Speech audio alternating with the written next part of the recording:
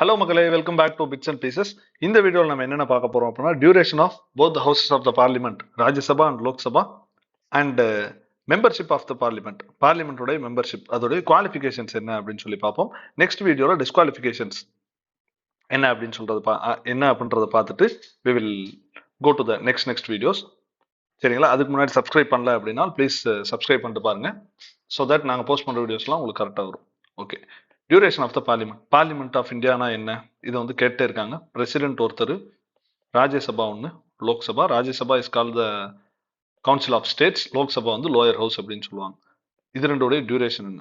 லோக்சபாக்கு 5 வருஷம்.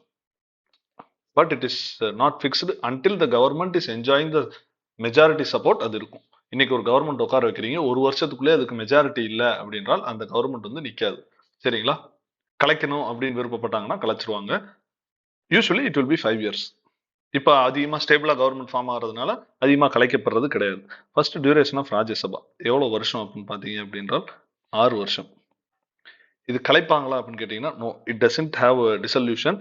ஏன்னா permanent body 1/3 வந்து எவ்ரி செகண்ட் இயர் வந்து ரிட்டையர் ஆவாங்க. 2 வருஷத்துக்கு ஒருக்கா 1/3 மெம்பர்கள் வந்து கொஞ்சம் கொஞ்சமாக ரிட்டையர் ஆகிட்டே வருவாங்க. அதே மாதிரி 2 வருஷத்துக்கு ஒருக்கா, விச் மீன்ஸ் 2 வருஷத்துக்கு ஒருக்கான 3வது எவ்ரி 3rd இயர் எலெக்ஷன்ஸ் வந்து நடக்கும். நாமினேட் பண்ணி அதோடைய எலெக்ஷன் நடத்துறதுக்கான எலக்டோரல் காலேஜ் யாருன்னா எல்லா ஸ்டேட்டோட எம்எல்ஏஸும் அண்ட் யூனியன் டெரிட்டரிஸ்ல எம்எல்ஏஸ் இருக்க யூனியன் டெரிட்டரியா இருந்தால் அவங்களும் சேர்ந்து தேர்ந்தெடுப்பாங்க ராஜ்யசபா மெம்பரை. Duration 6 years. இது வந்து it is not subjected to dissolution. நீங்க வந்து டிசால்வ் பண்ண முடியாது. அதனாலதான் இது பெர்மனன்ட் ஹவுஸ் அப்படின்னு சொல்லுவாங்க. ரீஎலெக்ஷன் ஒருத்தர ஒரே எம்பியை ராஜ்யசபாக்கு மறுபடியும் ரீஎலெக்ட் பண்ணலாமா? S possible. ரீநாமினேட் பண்ணலாமா? S possible. சரிங்களா?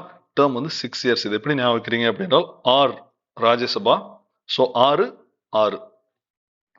இது யார் சொல்லியிருக்கா அப்படின்னா RBA, again R.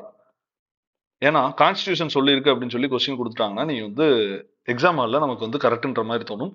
R R அப்படின்னு ஞாபகம் வச்சுக்கோங்க. R for Rajya Sabha, R for RPA, R for R. அவ்வளவுதான். கான்ஸ்டியூஷன் செட் பண்ணல. லோக்சபாக்கு கான்ஸ்டியூஷனே சொல்லியிருக்கு. ராஜ்யசபாக்கு கான்ஸ்டியூஷன் வந்து பார்லிமெண்ட்டை விட்டுட்டாங்க, நீங்க சொல்லிக்கோங்கன்னு சொல்லி. அதனால பார்லிமெண்ட் வந்து ஆர்பிஐ எனாக்ட் பண்ணியிருக்காங்க. ஃபர்ஸ்ட் பேட்ச் எப்படி ரிட்டையர், உங்களுக்கு வந்து ஒரு டவுட் வரலாம், 6 வருஷத்துக்கு ஒருக்கா அப்படின்னு சொல்றீங்க. 6 வருஷத்துக்கு தான் அதோடைய மெம்பர்ஷிப். 2 வருஷத்துக்கு ஒருக்கா புது புது ஆளுக மாறிட்டே இருப்பாங்க. 1/3 ரிட்டையர் ஆகிட்டே இருப்பீங்க அப்படின்னா ஃபர்ஸ்ட் 2 வருஷத்துல எப்படி என்ன பண்ணியிருப்பாங்க அப்படின்றால் லாட்ரி சீட் மூலமா 1951ல கான்ஸ்டியூஷன் ஃபர்ஸ்ட் ராஜ்யசபா வருதுன்னு வச்சுக்கோங்களேன். டேர்ம் வந்து 1957 வரையும் இருப்பாங்க. கரெக்டா? அப்படிதான் இது. ஆனா 1953 அப்புறம் 1955ல ரூல் படி 1/3 ஆஃப் த மெம்பர்ஸ் ரிட்டையர் ஆகணும், புது ஆட்களை தேர்ந்தெடுக்கணும். கரெக்டா? அப்பதான் வந்து அந்த கண்டினியூட்டி இருக்கும்.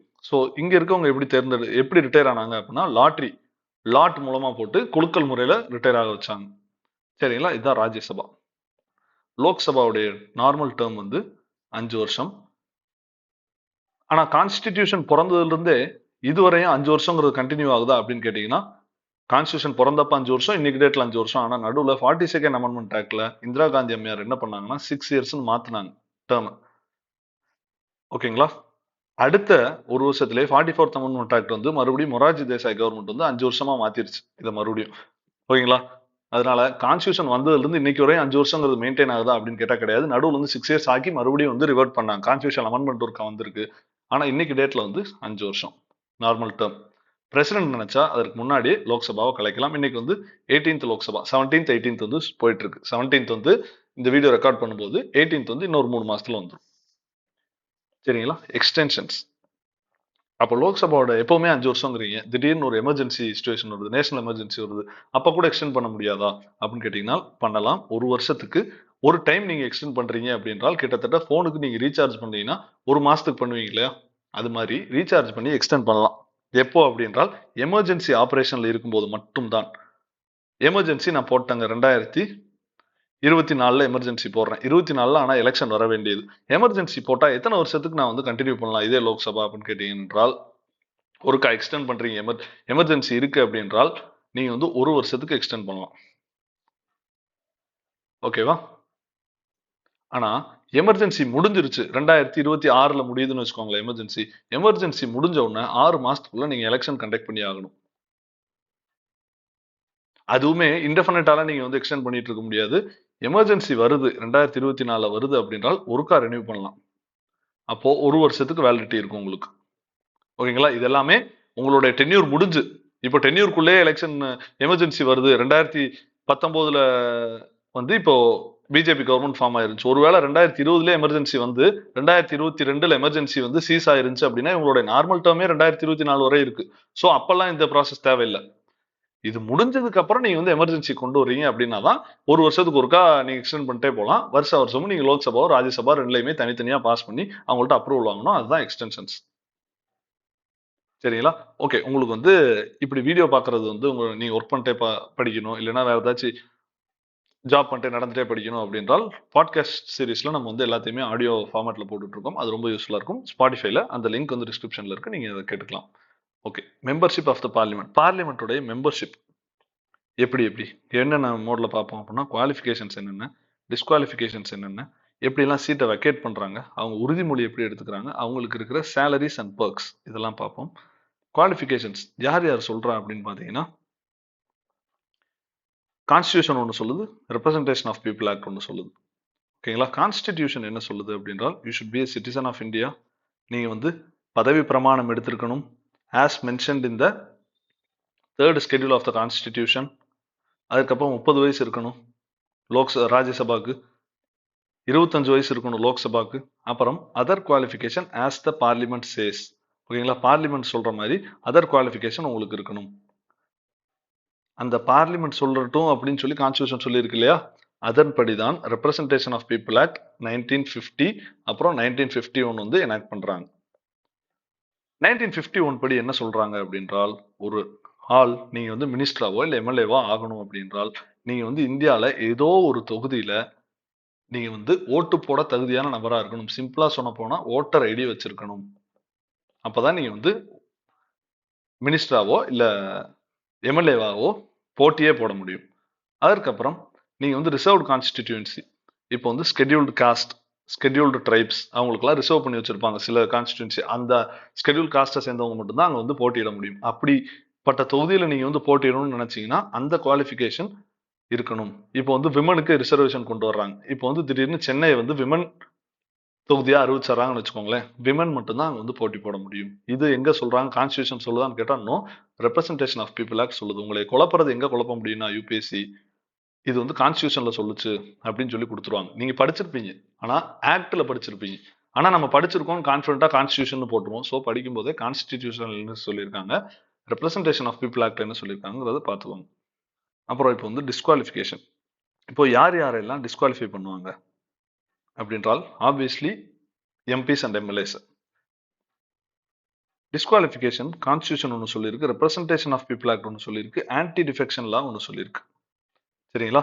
கான்ஸ்டிடியூஷன் என்னென்ன சொல்லுது இதை பார்த்துக்கோங்க, ரொம்ப முக்கியம். நோட் பண்ணிக்கோங்க. ஆஃபீஸ் ஆஃப் ப்ராஃபிட் இருக்கிறது உங்களுக்கு.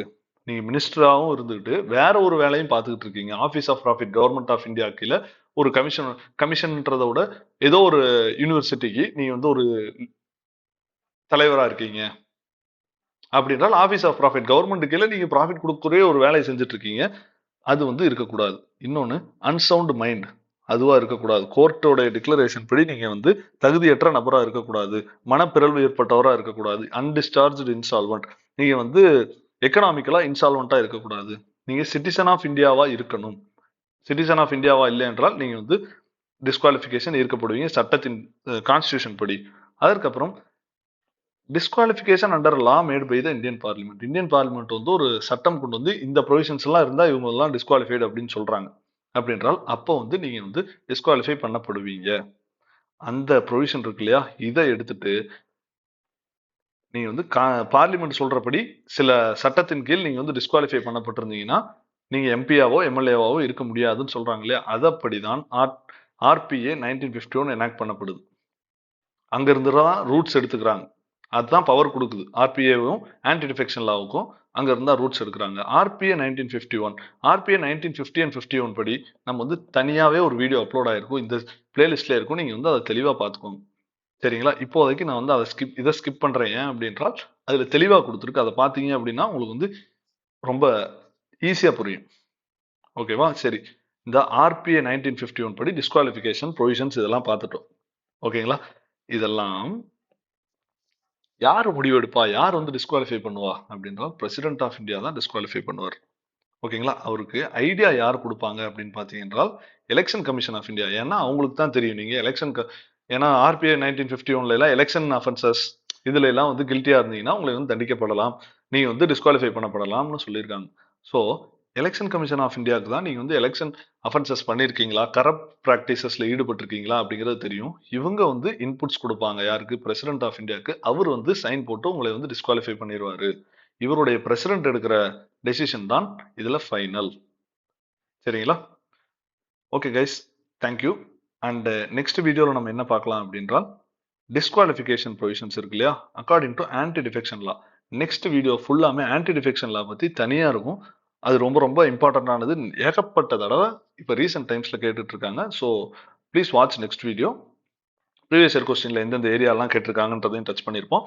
அண்ட் நம்ம வந்து ஏற்கனவே சொன்ன மாதிரி ஸ்பாட்டிஃபைல we are having a podcast and WhatsApp link, Instagram link, Telegram link எல்லாமே இந்த வீடியோட டிஸ்கிரிப்ஷனில் இருக்கும். உங்களுக்கு ஏதாச்சும் ஸ்பெசிஃபிக்கான வீடியோஸ் போடணுன்ற சஜஷன்ஸ் இருந்துச்சுன்னா please feel free to inform இந்த கமெண்ட் பாக்ஸ். ஏதாச்சும் உங்களுக்கு வந்து டீச்சிங் மெத்தட் இன்னும் ஈஸியாக இருக்கணும், ட்ரிக்ஸ் ஏதாச்சும் சொல்லணும் அப்படின்றால் நீங்கள் வந்து கமெண்ட் பாக்ஸில் லீவ் பண்ணுங்கள். ஸோ அதை நாங்கள் வந்து எடுத்து ப்ரியாரிட்டி பேசிஸில் வீடியோஸ் போடுறோம். Thank you guys. See you in another video. Good day.